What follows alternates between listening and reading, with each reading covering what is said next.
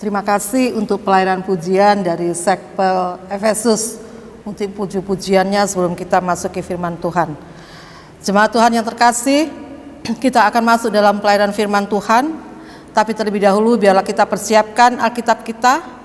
Bacaan kita pada malam hari ini terambil dari Mazmur 40 ayat 10 sampai 18.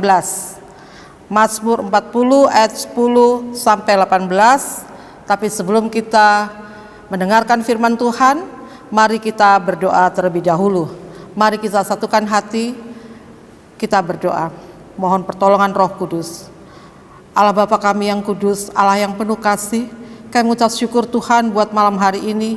Kami anak-anak-Mu Tuhan di Jemaat GPIB Benowo ini Tuhan, kami meskipun Tuhan tidak berada dalam satu ruangan, tapi kami memuji Engkau Tuhan karena Tuhan berkenan memakai kami untuk boleh bertemu melalui ibadah bersahaja ini. Tuhan Yesus, kami mau memberitakan firman-Mu, biarlah ya Bapa Engkau sendiri yang berbicara untuk kami. Penuhi kami dengan hikmat-Mu, dan biarlah Tuhan setiap perkataan yang keluar adalah perkataan yang boleh menjadi berkat buat setiap umat-Mu yang mendengarkannya. Tuntun kami semuanya Tuhan, kami yang memberitakan firman Tuhan dan juga jemaat-Mu yang mendengarkan firman-Mu. Biarlah ya Bapa, Roh Kudus menuntun kami untuk boleh mengerti kehendak-Mu melalui firman yang sebentar lagi akan kami dengarkan. Di dalam nama Tuhan Yesus kami sudah berdoa dan mengucap syukur. Amin.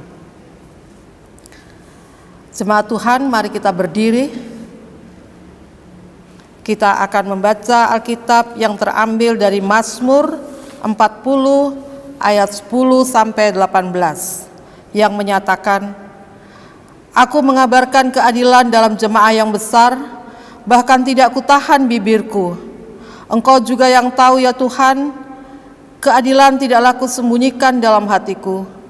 Kesetiaan-Mu dan keselamatan daripadamu kubicarakan. Kasih-Mu dan kebenaran-Mu tidak kudiamkan kepada jemaah yang besar. Engkau Tuhan, janganlah menahan rahmat-Mu daripadaku. Kasih-Mu dan kebenaran-Mu kiranya menjaga aku selalu. Sebab malapetaka mengepung aku sampai tidak terbilang banyaknya. Aku telah terkejar oleh kesalahanku sehingga aku tidak sanggup melihat. Lebih besar jumlahnya dari rambut di kepalaku sehingga hatiku menyerah. Berkenanlah kiranya Engkau ya Tuhan untuk melepaskan aku. Tuhan segeralah menolong aku. Biarlah mendapat malu dan tersipu-sipu mereka semua yang ingin mencabut nyawaku. Biarlah mundur dan kena noda mereka yang mengingini kecelakaanku. Biarlah terdiam karena malu mereka yang mengatai aku syukur-syukur. Biarlah bergembira dan bersukacita karena Engkau semua orang yang mencari Engkau. Biarlah mereka yang mencintai keselamatan daripadamu tetap berkata, Tuhan itu besar. Aku ini sengsara dan miskin, tetapi Tuhan memperhatikan aku. Engkaulah yang menolong aku dan meluputkan aku. Ya Allahku, janganlah berlambat. Demikianlah bacaan firman Tuhan.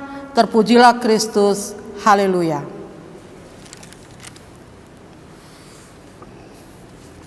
Silakan duduk Bapak Ibu. Shalom Bapak Ibu. Siapa dari kita yang tidak pernah mengalami masalah? Saya rasa setiap orang dari kita pasti pernah menghadapi masalah. Mau kecil, mau besar, mau ringan, mau berat, kita semua pasti pernah mengalami masalah. Hari ini kita mau belajar bagaimana Nabi Daud, Raja Daud menghadapi masalah itu. Dalam SBU malam hari ini kita bisa lihat bahwa sinode memberikan judul doa minta tolong kepada Tuhan. Bagaimana Daud meminta tolong kepada Tuhan.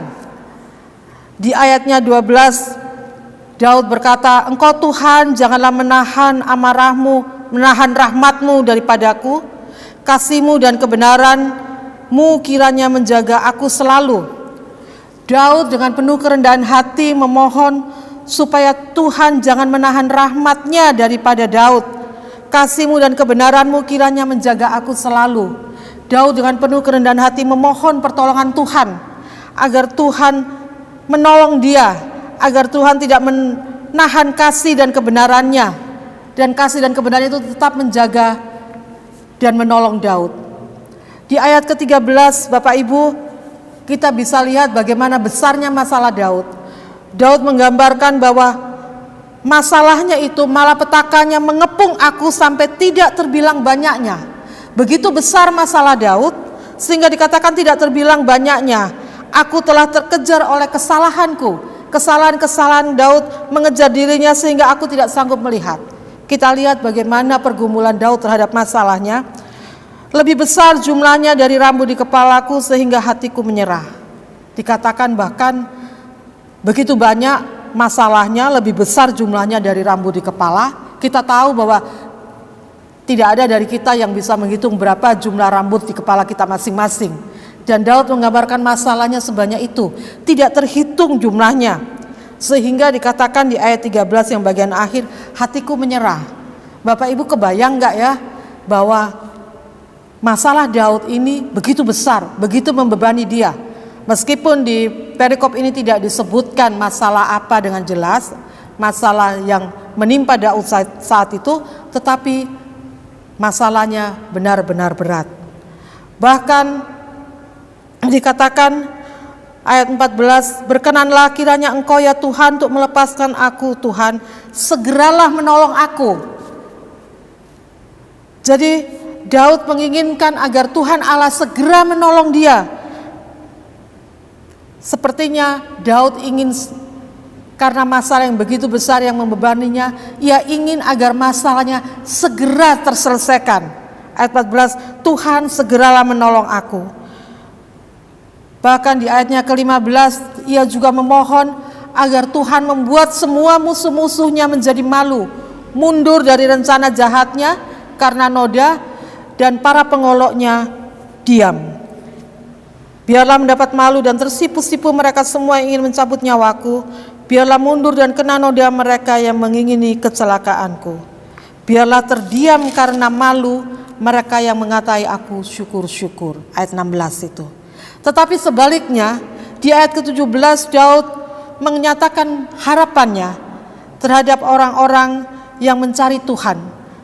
Biarlah bergembira dan bersukacita karena Engkau, semua orang yang mencari Engkau.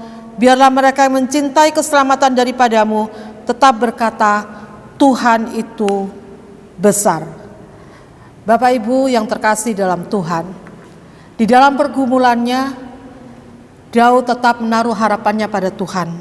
Meskipun masalahnya besar, meskipun dia ingin segera masalahnya terselesaikan, dia memohonnya hanya kepada Tuhan. Dari ayat yang tadi kita sudah baca tadi, kita melihat bahwa Daud mengatakan dengan jujur permasalahannya, betapa dia butuh Tuhan. Bahkan dia mengaku, kalau kita memperhatikan, bahwa dia mengaku bahwa hanya Tuhanlah yang menolong dan meluputkan dia. Ayat 18 merupakan pengakuan dari Daud, aku ini sengsara dan miskin, tetapi Tuhan memperhatikan aku.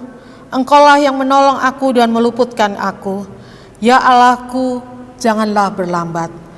Pengakuan Daud bahwa meskipun dia sengsara dan miskin, tetapi Allah tetap memperhatikan dia. Dan pengakuan Daud yang menyatakan bahwalah Tuhan yang menolong dan meluputkan dia dari malapetaka. Dan bahkan dia berseru kepada Tuhan agar segera menolong dan jangan berlambat. Bapak Ibu yang terkasih, itulah Daud. Ketika dia menghadapi masalah, dia berharap sepenuhnya hanya pada Tuhan.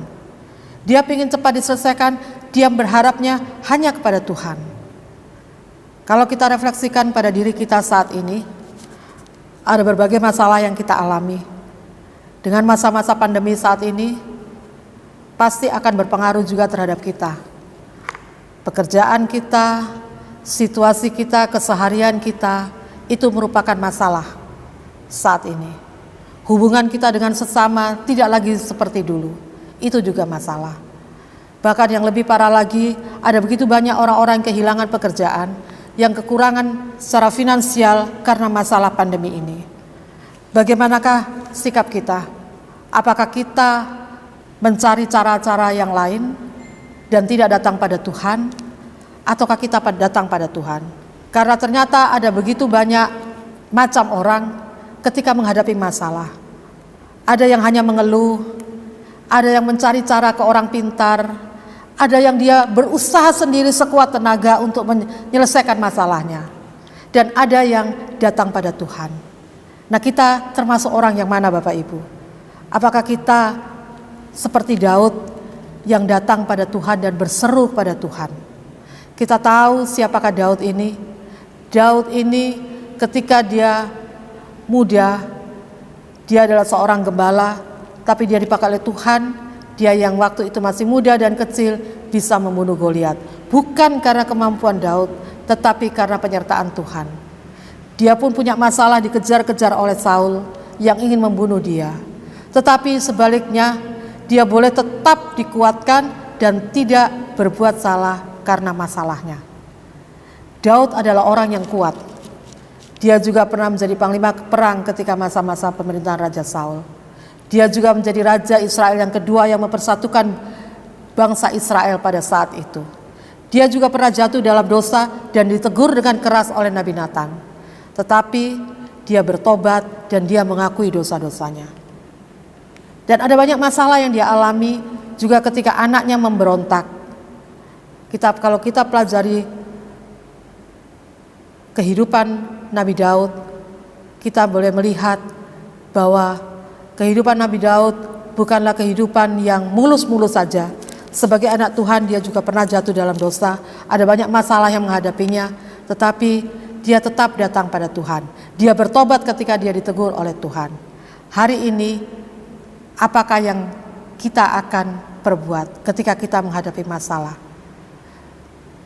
Kita boleh belajar dari Daud apa yang harus kita lakukan, karena pada akhirnya dikatakan di ayat Alkitab yang lain bahwa Daud berkenan di hadapan Tuhan. Apakah kita ingin dikenan oleh Tuhan? Mari, biarlah kita semua yang saat ini menghadapi masalah, kita menyerahkan masalah kita kepada Tuhan. Kalau Daud yang kuat saja tetap berserah pada Tuhan, siapakah kita? Apakah kita mau mencari masalah di luar? Mau mencari pertolongan di luar? Biarlah kita hari ini boleh belajar, apapun yang terjadi, kita tetap berharap pada Tuhan. Seperti kata Tuhan Yesus, marilah datang kepadaku semua yang berbeban berat. Mereka semua yang letih lesu dan berbeban berat. Tuhan Yesus memberkati. Amin.